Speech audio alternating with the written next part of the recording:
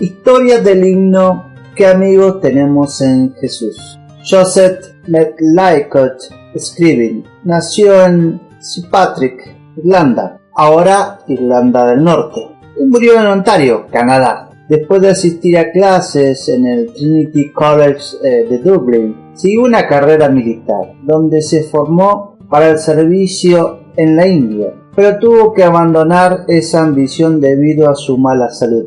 Regresó a Trinity y se graduó en 1842. La vida de Scriabin estuvo lleno de tragedias. Después del ahogamiento accidental de su prometida irlandesa, la noche antes de su boda, se mudó a Houston, Canadá Oeste, ahora Ontario, en 1844, donde dirigió una beca de la Hermandad de Plymouth y dio clases. Scriabin organizó una escuela privada en 1850 en Brantford y predicó en la zona.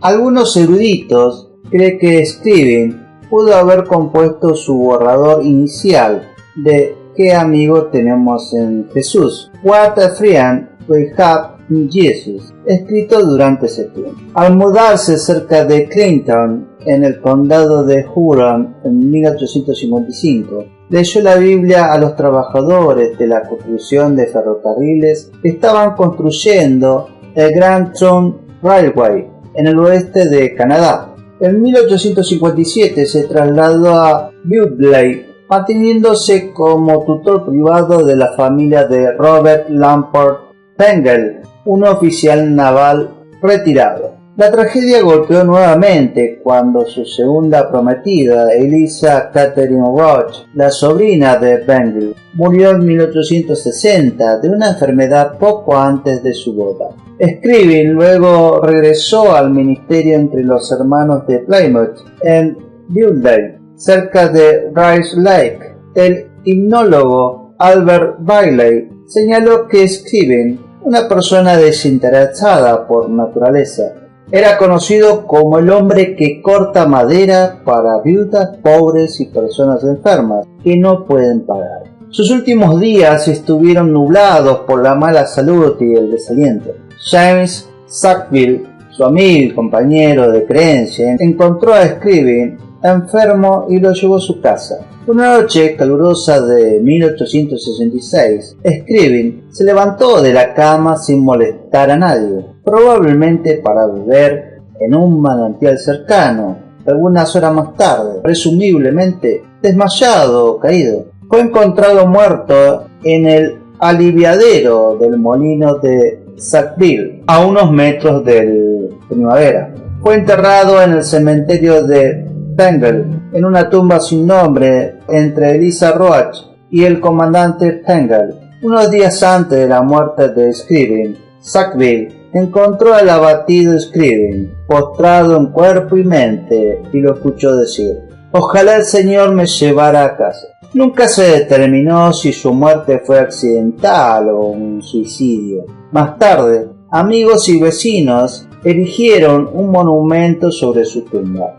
El marcador histórico de Joseph Medlicott Scriabin se colocó en Otaanabi South, Onaghan, Ontario, Canadá, marcando su casa y lugar de entierro. Orígenes de ¿Qué amigo tenemos en Jesús? Scriabin publicó una colección de sus obras poéticas, himnos y otros versos, que incluía 71 himnos, destinados a ser cantados en las asambleas de los hijos de Dios, el primer día de la semana y en otras ocasiones, cuando 2 o 3 se encuentran juntos en el nombre de nuestro Señor Jesucristo.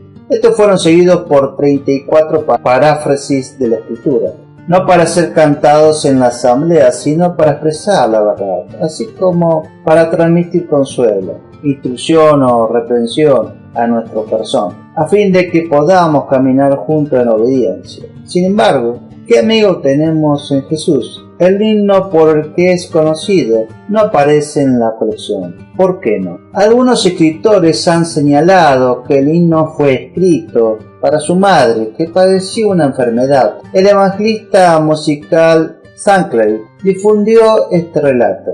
Sin embargo, esta afirmación es difícil de verificar. Una declaración de la biografía de Scriabin, 1895, de James Phelan, incluye a la madre del autor en la discusión del himno, pero no aclara otros detalles. Cuando residía en la casa de su amigo el señor Sackville, cerca de Rice Lake, compuso este himno, haciendo 2 copias, una de las cuales envió a su madre en Dublín y le dio la otra a la señora Sackville, que ahora con más de 80 años valora mucho. Probablemente fue a través de su madre que el himno fue entregado al público. Si efectivamente, ¿qué amigo tenemos en Jesús?, se compuso como un poema personal. Podría explicar por qué no apareció en la colección que el autor publicó en 1869. La perspectiva personal en la primera persona del plural contrasta con otros himnos del autor. Este himno nos hace meditar sobre que la escritura es un espejo para mostrarnos nuestros pecados. La sangre de Cristo es una fuente para lavarlos, una lámpara para mis pies. En el Salmo capítulo 86, versículo 11 dice: Enséñame, oh Jehová, tu camino, caminaré yo en tu verdad. Afirma mi corazón para que tema tu nombre. Llevemos vidas escritas, o que la Biblia se vea impresa en nuestras vidas. La obediencia es una excelente manera de comentar la Biblia. Deje que la palabra sea el reloj solar con el cual fije su vida. Lámpara es a mis pies tu palabra y lumbrera mi camino, dice el salmista. No es solo una luz para nuestros ojos, para enmendar nuestra vista, sino para nuestros pies que enmiendan nuestro camino. Atravesarán un mar y un desierto, si Dios lo llama. Tu pueblo será un pueblo dispuesto. Esta espontaneidad y la disposición proviene del poder atractivo del Espíritu de Dios. El Espíritu no te trae con fuerza, sino que te atrae dulcemente a la voluntad de Él. Esta disposición hace que todos nuestros servicios sean aceptables. El pueblo creyente de Dios es un pueblo consagrado. El pueblo de Dios está separado del mundo y santificado por el Espíritu. Los sacerdotes bajo la ley no solo debían lavarse en la fuente, sino que también iban vestidos con ropas gloriosas. Esto era típico para mostrar que Dios, con santidad de vida, llevando solo el nombre de Dios, no solo llevando el nombre de Dios, sino también su imagen. La santidad es el sello de Dios. Si no ve este sello en nosotros, no nos reconocerá como su pueblo creyente. Amigos míos, el pecado se nos pega, como la piel morena del etíope, de modo que no podemos deshacernos de él. Pablo se sacudió la víbora que tenía en la mano, pero no podemos deshacernos de esta corrupción innata. El pecado no viene como inquilino por una noche, sino como un habitante estable. Pecado que habita en mí, decía Pablo. El pecado es un espíritu maligno que nos persigue donde quiera que vayamos. El pecado, aunque latente en el alma y como un manantial que corre bajo tierra, a menudo brota inesperadamente. Cristianos, amigos, no puedes creer en ese mal que está en tu corazón y que estallará de repente. Hazael dijo: ¿por qué me crees capaz de hacer algo tan terrible? ¿Yo valgo menos que un perro? Eliseo contestó: ya Dios me hizo saber que tú serás el próximo rey de Siria. Hazael no podía creer que tuviera tal raíz de maldad en su corazón, que destrozaría mujeres embarazadas. ¿Tu sirviente es un perro? Sí. Y peor cuando se agita en corrupción interior. Si alguien hubiera venido a Pedro y le dijera: Pedro, dentro de unas horas negarás a Cristo, habría dicho: tu sirviente es un perro. Pero Pedro no conocía su propio corazón, ni hasta qué punto la corrupción interior lo impondría. El mar puede estar calmado y dulce y claro, pero cuando sopla el viento, como brama y hace espuma, entonces, aunque ahora tu corazón parece bueno, sin embargo, cuando sopla la tentación, ¿cómo puede el pecado revelarse, haciéndote espumar de lujuria y pasión? ¿Quién hubiera pensado haber hallado adulterio en el rey David, embriaguez en Noé y maldición en Job? Si Dios deja a un hombre solo, cuán repentina y escandalosamente puede estallar el pecado en los hombres más santos de la tierra. Qué cosa atroz y detestable es el pecado. El pecado es la destilación de todos los males. La Escritura lo llama la cosa maldita. Se compara con el veneno de las serpientes y el hedor de los sepulcros. El diablo pintaría el pecado con los agradables colores del placer y beneficios, para que parezca hermoso. Pero ¿quitarás la pintura para que veas ese feo rostro? Somos propensos a tener ligeros pensamientos de pecado, y le decimos como Lot a la ciudad de Zoar: ¿no es pequeño para salvar mi vida? Pero el pecado es un gran mal. El pecado obtiene su pedigrí del infierno. El que comete pecados del diablo, lo dice la Biblia. Satanás fue el primer actor del pecado y el primer tentador del pecado. El pecado es el primogénito del diablo. El pecado es una cosa contaminante. Es para el alma como la herrumbre para el oro, como mancha para la belleza. Enrojece el alma de culpa y ennegrece de inmundicias. Pecado en la Escritura se compara con un periodo menstrual y con un dolor de peste. El pecado ha borrado la imagen de Dios y ha manchado el brillo oriental del alma. El pecado hace que Dios aborrezca al pecador, y cuando un pecador ve su pecado, se aborrece a sí mismo. El pecado imprime la imagen del diablo en un hombre. La malicia es el ojo del diablo, la hipocresía, su pie fracturado. El pecado convierte a un hombre en un diablo. A ustedes 12 yo los elegí, sin embargo, uno de ustedes es un demonio, lo decía San Juan capítulo 6, versículo 70. El pecado es un acto de rebelión contra Dios. Un pecador pisotea la ley de Dios, cruza su voluntad y hace todo lo que puede para afrentarlo, para fastidiar a Dios. El pecado golpea la misma deidad. El pecado es el asesino en potencia de Dios. Si el pecador pudiera evitarlo, Dios ya no sería Dios. El pecado es un acto de ingratitud y crueldad. Dios alimenta al pecador, aleja de él los males, le hace milagros con misericordia. Pero el pecador no solo olvida la misericordia de Dios, sino que abusa de ellas. Él es peor por misericordia, como Absalón, quien tan pronto como David lo besó y lo tuvo en gracia, él planeó traición contra él.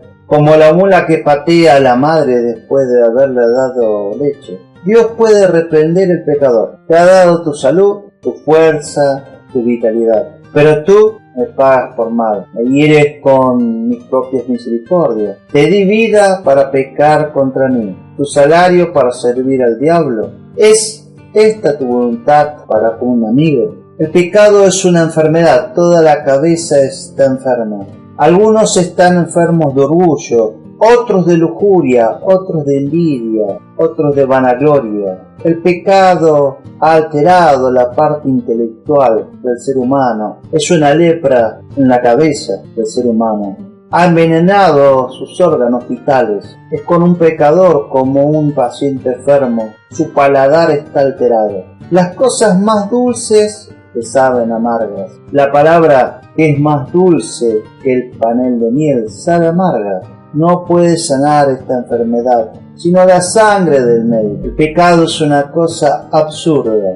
Hace que un hombre actúe no solo perversamente, sino tontamente. Es absurdo e irracional preferir lo menor antes que lo mayor. El pecador prefiere los placeres pasajeros, temporarios del pecado, antes de los ríos eternos de Dios. ¿Es racional perder el cielo por complacer una concupiscencia? ¿Es racional gratificar a un enemigo? Cuando el pecado arde en el alma, Satanás se calienta con este fuego. Los pecados de los hombres dan un festín al diablo. El pecado es algo tan doloroso. A los hombres les cuesta mucho trabajo perseguir sus pecados, como se cansa de hacer la monotonía del diablo. Se cansan de cometer iniquidad. ¿Qué esfuerzo se tomó Judas para provocar su condenación? Muchos hombres van al infierno con el sudor de su frente. El pecado es lo único contra lo que Dios tiene antipatía. Dios no odia a un hombre porque sea pobre o despreciado por el mundo. Lo único que despierta la agudeza del odio de Dios es el pecado. Oh, no hagas estas cosas abominables del odio. Seguramente si el pecador muere bajo el odio de Dios, no puede ser admitido en las mansiones celestiales. ¿Dejará Dios que ese hombre viva con él, a quien odia? Dios nunca pondrá una víbora así en su matriz. Cuando Dios humilla a Adán, usa esta expresión: fuiste hecho del polvo, ¿por qué estás orgulloso? David dijo: te alabaré porque asombrosa y maravillosamente has sido hecho. Debo ser agradecido y mantenerme humilde. Génesis capítulo 3, versículo 19 nos dice: tú no eres más que polvo, y al polvo tendrás que volver. Las pruebas y sufrimientos del pueblo de Dios a menudo sufren grandes aflicciones. Así son los malvados, no se preocupan de nada y cada vez son más ricos. De nada me sirvió hacer el bien y evitar los malos pensamientos. Esos malvados me golpean a toda hora. En cuanto amanece me castiga, decía el salmista. ¿Cómo puede ser esto consistente en la justicia de Dios? Los caminos del juicio de Dios son a veces secretos, pero nunca injustos. El Señor nunca aflige a su pueblo sin una causa. No puede ser injusto con ellos. ¿Hay algo de bueno en los cristianos? Por tanto, a los impíos los afligen. ¿Hay algo de mal en ellos? Por eso Dios los aflige. Los propios hijos de Dios tienen sus defectos. ¿No habéis pecado vosotros contra Jehová, vuestro Dios? Dice en 2 Crónicas, capítulo 28. Estos diamantes espirituales no tienen defectos. ¿No leemos sobre las manchas de los hijos de Dios? ¿No son culpables de mucho orgullo, pasión, vanagloria, soberbia, amor al mundo? Aunque por su profesión deberían parecerse a las aves del paraíso, volar por encima y alimentarse del rocío del cielo. Sin embargo, como la serpiente van, a menudo lamen el polvo. Los pecados del pueblo de Dios provocan más a Dios que los pecados de los gentiles. Y el Señor vio esto y se llenó de ira a causa de la provocación de sus hijos y de sus hijas, según Deuteronomio capítulo 32, versículo 19. Los pecados de otros traspasan el costado de Cristo. Los pecados de su pueblo hieren su corazón. Por tanto, ¿no es Dios justo en todas las aflicciones que podríamos tener? Solo a ti te he elegido de todas las familias de la tierra. Por tanto, te castigaré por todos tus pecados, decía Amós, capítulo 3. Te castigaré antes, más dolorosamente que a los demás. Las pruebas y sufrimientos de los piadosos son para refinarlos y purificarlos. El horno de Dios está en Sión. ¿Es una injusticia en Dios poner su oro en el horno para purificarlo? ¿Es alguna injusticia en Dios al afligir a su pueblo, hacerlo partícipe de su santidad?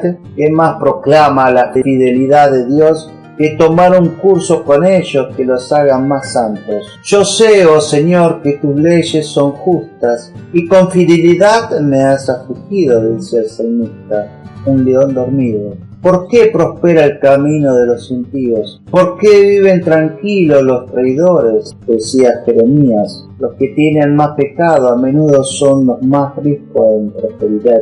Esto ha llevado a muchos a cuestionar la justicia de Dios. El filósofo griego Diógenes, al ver a un ladrón vivir en abundancia, dijo: seguramente Dios ha desechado el gobierno del mundo y no le importa cómo vayan las cosas aquí abajo. ¿Cómo puede ser coherente con la justicia de Dios que los malvados prosperen en el mundo? Si Dios permite que los hombres prosperen por un tiempo en su pecado, su copa de ira es todo esto mientras se llena. Su espada se está afilando todo en este tiempo. Aunque Dios pueda tolerar a los hombres por un tiempo, La paciencia larga no es perdón. Cuanto más tarde Dios en recibir su golpe, más pesado será el fin. Mientras haya eternidad, Dios tiene tiempo suficiente para enfrentarse a sus enemigos. La justicia de Dios puede ser como un león dormido, pero el león se despertará, al fin rugirá sobre el pecador. Sí, Señor Dios Todopoderoso, tus castigos son verdaderos y justos. Leemos en Apocalipsis capítulo 16, versículo 7. Tendré misericordia de quien tenga misericordia, tendré compasión de quien tenga compasión. Por lo tanto, no depende del deseo de esfuerzo del hombre, sino de la misericordia de Dios, decía Pablo en Romanos. Dios tiene un derecho soberano y una autoridad sobre el hombre. Puede hacer con sus criaturas lo que le plazca. ¿Quién le preguntará la razón de sus obras? ¿Quién eres tú o yo para hablarle a Dios? ¿Dirá lo que está formado al que formó? ¿Por qué me hiciste así? Yo le contestaría, amigo mío, tú no eres nadie para cuestionar las decisiones de Dios. La olla de barro no puede quejarse con el que lo hizo de haberlo dado de esa forma. Nuestro Dios está en los cielos y hace todo lo que quiere, decía el salmista. Dios hace lo que quiere en el cielo y en la tierra, en el mar y en sus profundidades. Puede hablar el salmista. Dios se sienta como juez en el tribunal más alto y no está obligado a dar una razón para sus procedimientos. A uno derriba y a otros lo levanta. Él tiene la salvación y la condenación en su poder. Él tiene la llave de la justicia en su mano. Puede encerrar a quien él quiere en la prisión de fuego del infierno. Y él tiene la llave de la misericordia en su mano. A todos los cielos ha abierto la puerta a quien le plazca. El nombre grabado en su vestidura es Rey de Reyes y Señor de Señores. Él se sienta Señor Supremo. ¿Y quién puede pedirle cuenta? El mundo es la casa de Dios. ¿Y no hará él lo que desea en su propia casa? Les aseguro que todos mis planes se cumplirán tal como yo quiero, dice Isaías. Aleluya, porque el Señor nuestro Dios Todopoderoso reina en Apocalipsis. Este es un consuelo para el Hijo de Dios. Cristianos, ¿apartas horas para Dios? ¿Tus pensamientos corren sobre Él como tesoro? Dios se da cuenta de todo buen pensamiento. Tiene un libro de memorias escrito para los que piensan en su nombre. Entras en tu pieza y ora a tu Padre en secreto. Él oye cada suspiro y gemido. Mi gemido no te es oculto. Riega la semilla de tu oración con lágrimas. Dios envasa cada lágrima. Mantiene un registro de todos nuestros dolores. Él junta todas nuestras lágrimas en una botella. Él registra cada uno en su libro. La infinitud del conocimiento de Dios es un consuelo. En el caso de los hijos de Dios que no tienen un conocimiento claro de sí mismos, encuentran tanta corrupción que juzgan que no tienen gracia. Si es así, ¿por qué yo soy así? Si tengo gracia, ¿por qué está mi corazón en un marco tan muerto y terrenal? Oh, recuerda, Dios tiene un conocimiento infinito. Él puede espiar la gracia donde tú no puedes. Escondido bajo la corrupción, como las estrellas pueden estar escondidas detrás de una nube. Tú no puedes estar escondido bajo la corrupción, como las estrellas pueden estar escondidas detrás de una nube. Dios puede ver esa santidad en ti, que tú mismo no puedes discernir. Él puede espiar la flor de la gracia en ti, aunque esté cubierto de malas hierbas, porque hay algo bueno en él. Dios ve algo bueno en su pueblo, cuando ellos no pueden ver nada en sí mismos.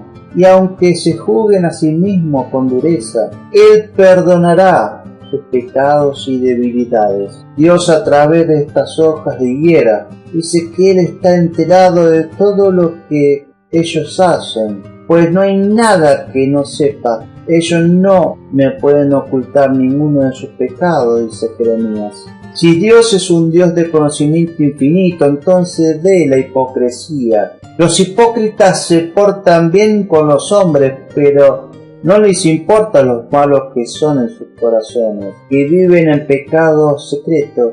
Dicen, ¿cómo puede Dios saber esto? ¿Tiene el altísimo conocimiento? ¿Qué sabe Dios? ¿Puede jugar a través de la densa oscuridad? Dios se ha olvidado, Él oculta su rostro, nunca lo verá. Pero su entendimiento es infinito. Tiene una ventana para mirar el corazón de los hombres. Tiene una llave para abrir el corazón. Tu Padre que ve en lo secreto, Dios ve en lo secreto. Así como un comerciante anota sus deudas en su libro, así Dios tiene su libro de deudas en el que anota cada pecado. El hipócrita piensa en disfrazarse y hacer malabares con Dios, pero Dios lo desenmascarará. Dios traerá toda obra a juicio, todos sus secretos, porque han hecho cosas escandalosas. Yo lo sé y soy testigo de ello, declara el Señor en Jeremías. El hipócrita espera colorear su pecado y hacer que se vea muy lindo. Absalón enmascara su traición con el pretexto de un voto religioso. Judá disfraza su codicia con el pretexto de caridad para con los pobres. Jehú hace de la religión un manto de su propósito egoísta. Pero Dios ve a través de estas hojas de higuera. El que tiene ojo para ver encontrará una mano para castigar. Dado que Dios es infinito en conocimiento, siempre debemos sentirnos como bajo su ojo omnisciente. He puesto al Señor siempre delante de mí. La consideración de la omnisciencia de Dios evitaría muchos pecados. El ojo del hombre se apartará del pecado, ¿y no serán los ojos de Dios mucho más? Solo eso me faltaba, que le falte ese respeto a mi esposa ante mis ojos, y en mi propia casa, el rey exclamó, según Esther. ¿Pecaremos cuando nuestro juez nos mire? ¿Hablarían los hombres tan en vano si consideraran que Dios los escuchó? ¿Qué importancia tendría la gente de sus palabras si recordaran que Dios escuchó y su pluma estaba escribiendo todo en el cielo? ¿Cometerían inmoralidad si creyeran que Dios es un espectador de su maldad y los castigaría? ¿Es Dios omnisciente y su mirada se centra principalmente en el corazón? Entonces, sé sincero, sé lo que pareces. El Señor no mira las cosas que mira el hombre. El hombre mira las apariencias exteriores, pero el Señor mira el corazón de cada uno de nosotros, decía el 1 Samuel. Los hombres juzgan el corazón por las acciones, Dios juzga las acciones con el corazón. El fin principal del hombre es glorificar a Dios y disfrutarlo para siempre. El salmista decía, mi alma tiene sed de Dios, del Dios vivo. ¿Cuándo podré ir a encontrarme con Dios? Es tan dulce el disfrute de Dios en esta vida. Cuán malvados son los que prefieren el disfrute de sus concupiscencias antes que el disfrute de Dios. La concupiscencia de la carne, la concupiscencia de los ojos, el orgullo de la vida, es la Trinidad maligna que adoran. La inmoralidad es un deseo o impulso desordenado que provoca al alma a lo que es malo. La falta de moral, como un calor febril, enciende el alma. El filósofo griego Aristóteles llama a la concupiscencia sensuales, brutales, porque cuando cualquier pensamiento es violento, la razón y la conciencia no pueden ser escuchados. Estos deseos embrutecen y brutalizan al hombre. ¿Cuántas personas disfrutan sus concupiscencias como objetivo de su vida? La concupiscencia primero hechiza con placer y luego viene el dardo fatal. Esta debería ser una espada de fuego para detener a los hombres en el camino de sus placeres carnales. ¿Quién por una gota de placer bebería un mar de ira? Amada mía, mi preciosa paloma, déjame pasar. Tengo la cabeza bañada en rocío. Me corre por el cabello la lluvia de la noche, dice Cantar de los Cantares, capítulo 5. Cristo llama a su esposa su paloma. La paloma es una criatura que llora. La gracia disuelve y licua el alma, provocando un deshielo espiritual. El dolor del corazón se agota en el ojo. Un corazón piadoso se entristece porque tiene culpa. Le preocupa que no cumpla las reglas y estándar que Dios ha establecido. Debería, dice, amar al Señor con todo mi corazón, pero cuán defectuoso es mi amor, cuán corto estoy de lo que debería de ser, de lo que podría haber sido. Un hombre recto a veces llora por el sentimiento del amor de Dios. El oro es el más fino y sólido de todos los metales. Sin embargo, se derrite más pronto en el fuego. Los corazones bondadosos son esos corazones de oro. Son los que más pronto se derriten en lágrimas por el fuego del amor de Dios. Una persona correcta llora porque los pecados que comete son en cierto sentido peores que los pecados de otros hombres. El pecado de una persona justificada es muy despreciado porque es un pecado que comete crueldad en su corazón. La negación de Cristo por Pedro fue un pecado contra el amor. Cristo lo había inscrito entre los apóstoles, lo había llevado al monte y le había mostrado la gloria del cielo en una visión. Sin embargo, después de toda esta misericordia, era una ingratitud que él negara a Cristo. Esto lo hizo salir y llorar amargadamente. Se bautizó a sí mismo, por así decirlo, con sus propias lágrimas. Los pecados de la gente recta están más cerca del corazón de Dios. Los pecados de los impíos, ira del Señor. Los pecados de los malvados atraviesan el costado de Cristo. Los pecados de los piadosos, justos, hieran su corazón. Cuán lejos de ser piadosos están aquellos que casi nunca derraman una lágrima por el pecado. Como hombre se humilló a sí mismo y obedeció a Dios hasta la muerte. Murió clavado en una cruz, según Filipenses capítulo 2, versículo 8. Ve aquí la asombrosa humildad de Cristo. Que Cristo se vista de nuestra carne, un pedazo de esa tierra que pisamos. Oh, infinita humildad. Que Cristo se hiciera carne fue más humilde que los propios ángeles. Se despojó de la vestidura de su gloria y se cubrió con los remiendos de nuestra humanidad. La humillación de Cristo consistió en haber nacido, y eso es un mal estado y sufrimiento. La humillación de Cristo consistió en haber nacido, en sufrimiento, en la miseria de esta vida, la muerte maldita de la cruz y la ira de Dios. La causa principal de la humillación de Cristo fue la gracia gratuita que tuvimos nosotros. El amor era el motivo propio interno de él. Cristo vino a nosotros por compasión y amor. No nuestros desiertos, sino nuestra miseria hicieron que Cristo se humillara. Un diseño de amor puro. Cristo encarnado no es más que amor, cubierto de carne, así como Cristo asumió nuestra naturaleza humana. Fue una obra maestra de sabiduría.